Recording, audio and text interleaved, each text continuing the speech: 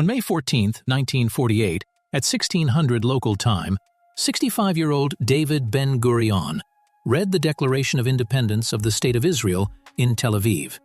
The ceremony lasted 32 minutes. Ben-Gurion read the text from memory, practically without a note. 11 minutes after the ceremony ended, U.S. President Harry Truman personally called and announced the recognition of the new state, to the fury of the State Department and the CIA, which had not been warned in advance. At 11 p.m. that same day, the last British soldier left Mandatory Palestine. Exactly a few hours had passed. A few minutes after midnight on May 15th, the Syrian army entered from the north. From the northeast, the Iraqi army. From the east, the Jordanian Arab Legion, the finest professional army in the region, trained and led by British officers under the command of General Sir John Glubb.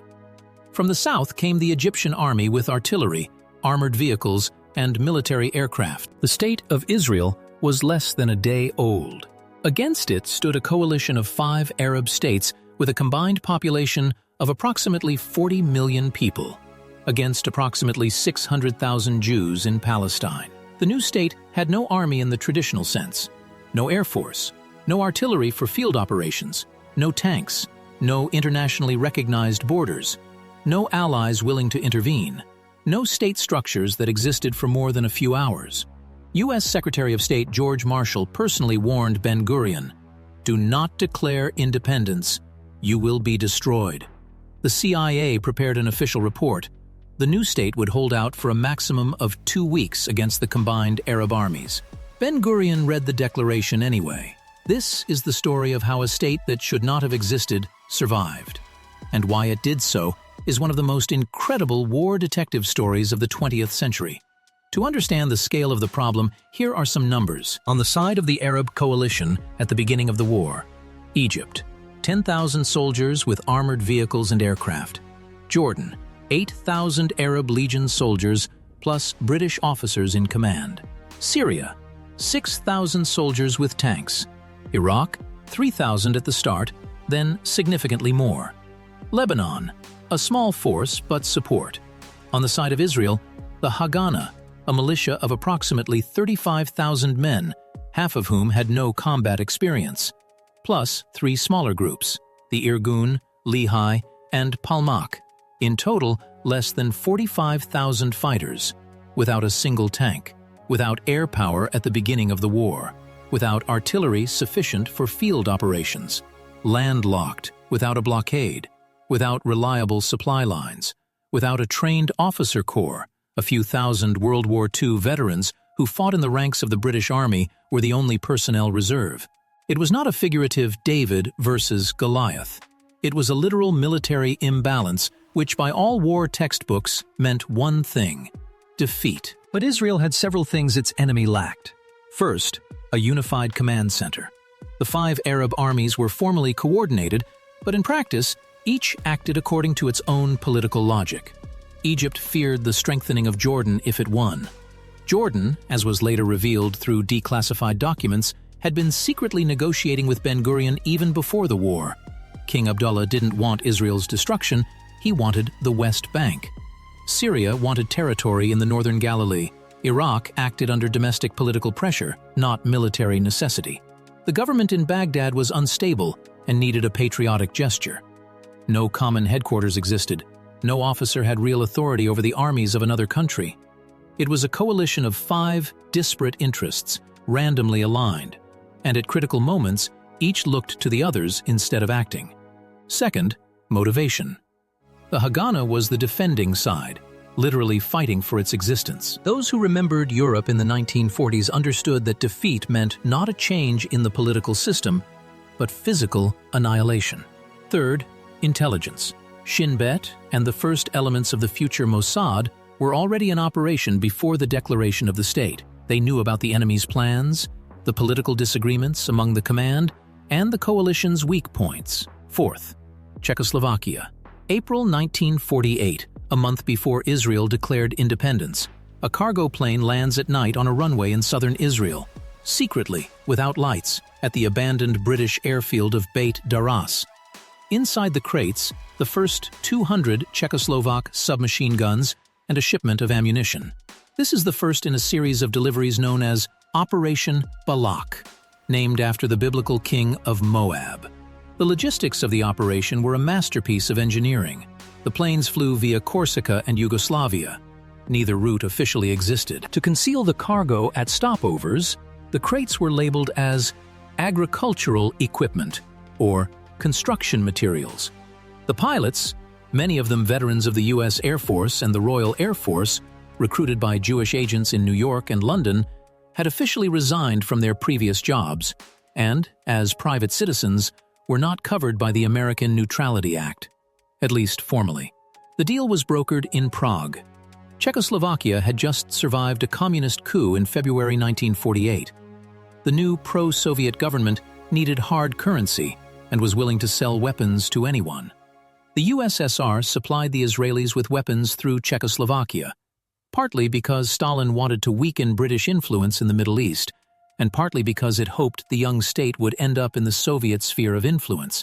This calculation proved erroneous, but the weapons arrived. Through Operation Balak, Israel received 25 Avia S-199 aircraft, the Czechoslovak version of the German Messerschmitt Bf-109, the best fighter aircraft of World War II, 24,000 infantry rifles and machine guns, 50 million rounds of ammunition, several field artillery pieces, all German-made, all paid for by Jews, all produced by the country that had just committed genocide against them. The historical irony is impossible for a novel, but that's what happened. The weapons Germany had produced to exterminate the Jews were now flown on planes piloted by Jews to defend the first Jewish state in 2,000 years. The Avia S-199 aircraft were technically problematic. The Jumo 211 engine, originally developed for the Heinkel HE-111 bomber, was installed in a fighter airframe, not an ideal combination. The aircraft was temperamental. It was nicknamed Meshumat, which roughly means the one from the devil in Hebrew. It was prone to over-torque on takeoff, attempting to roll sideways. Several pilots were killed not in combat, but during landings. But when, on May 29, 1948, 4 of these aircraft attacked an Egyptian convoy heading for Tel Aviv, located 30 kilometers from the city, the psychological impact was incomparably greater than the physical damage. The Egyptian army halted, retreated, regrouped. This bought Israel several days, which it used to redeploy its forces. Jerusalem, August 1948. It was a separate theater of war with its own logic. The Jordanian Arab Legion, professional soldiers under the command of British General John Glubb, took the old city. The Jerusalem highway was cut. New West Jerusalem was besieged. About 100,000 Jewish residents were without food, without water, without ammunition. Israel threw everything it could into breaking the siege. Construction began on a bypass route, the Burma Road. At night, under fire, bulldozers worked without power. Hundreds of volunteers hauled ammunition and food on foot along mountain paths before the road was completed. When the route was opened and convoys began to enter Jerusalem, the city survived. The Arab Legion did not take West Jerusalem. Operation Yoav, October 1948. By this time, Israel had already gone through its first UN-sponsored truce, 4 weeks from June 11th to July 9th. UN mediator Count Folke Bernadotte insisted on a ceasefire. The Arab states agreed because they were tired. Israel agreed because it saw an opportunity. During the 4 weeks of the truce, additional planes arrived through Operation Balak. Volunteers arrived, Jews from Europe, America, and South Africa. The Haganah was reorganized into the Israel Defense Forces, with a unified command, a unified supply system, and a normal military hierarchy. Soldiers who had fought with hunting rifles in May now had proper weapons. Officers, who had endured the chaotic first weeks, gained combat experience. The truce officially prohibited the transfer of weapons. Israel violated it systematically. The Arab states did the same. Both knew it. The UN knew, Count Bernadotte knew, and tried to protest. On September 17th, he was assassinated in Jerusalem by Lehi militants. His murder was one of the darkest moments of the war. When the truce ended and the war resumed, Israel was significantly stronger than it had been in May. Operation Yoav was directed against Egyptian forces in the Negev. The objective? To cut through Egyptian positions, separate the units, and destroy them one by one. The operation was commanded by Yigal Allon, a 29-year-old general and former Palmach commander. He succeeded in driving Egyptian forces from most of the Negev during a 3-week campaign. When the second truce halted the operation, Israel controlled territory significantly larger than the UN partition plan had envisaged. Operation Hiram. October 1948, Northern Front, Galilee. In 60 hours, Israeli forces under the command of Moshe Carmel carried out a rapid envelopment of Arab positions in Upper Galilee. The operation was planned based on intelligence about weak points in the Arab defenses. Attacks were launched simultaneously from several directions. Coordination was significantly better than at the initial stage of the war. The command center was already functioning as a true military headquarters.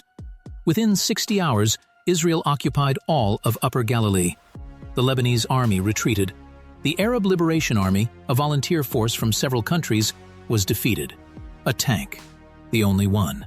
Although the word tank here requires clarification.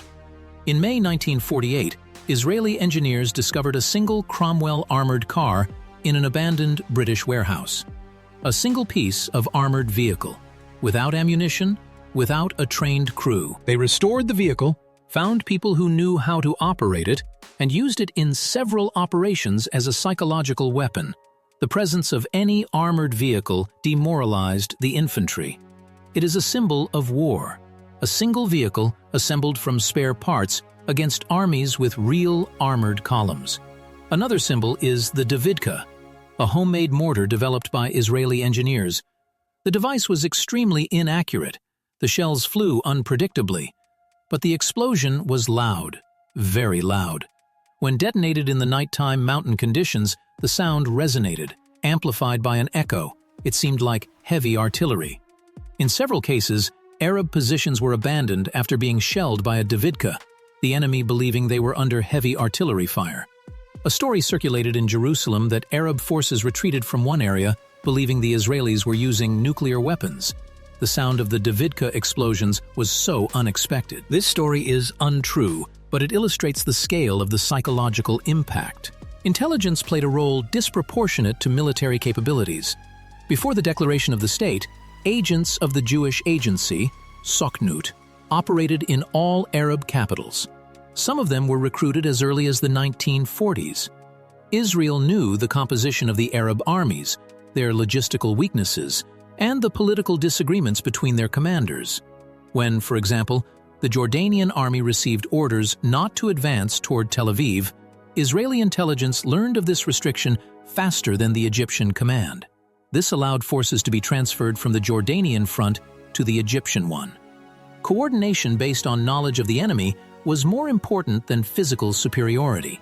On February 24, 1949, Egypt signed a truce with Israel on the island of Rhodes. The negotiations were led by UN diplomat Ralph Bunche, an African-American from Detroit who would receive the Nobel Peace Prize for this work. Then Jordan signed. Then Lebanon. Then Syria. Iraq never signed a truce. The war between Israel and Iraq is still formally unfinished. But Iraqi troops withdrew. The war was over. Israel not only survived, it occupied territory on average 25% larger than the UN partition plan of November 1947 had envisaged. This is what makes this story a military detective story, not just historical fact. Israel didn't survive because it had superiority. It survived because of a combination of factors, each insignificant individually, but together they changed the outcome. The political disintegration of the Arab coalition, where 5 armies couldn't agree on a unified command.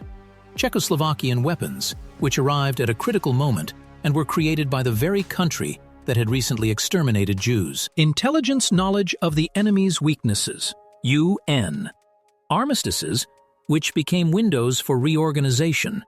Young officers without traditions and therefore unlimited tactical thinking. 1 refurbished tank. 25 problematic German fighters. homemade weapons with a psychological effect superior to military ones, and a people who literally had nowhere to retreat. The declaration was read in May 1948. The peace agreements were signed in February to July 1949. The CIA was wrong. Secretary of State Marshall was proven wrong. The state didn't last 2 weeks. It exists to this day.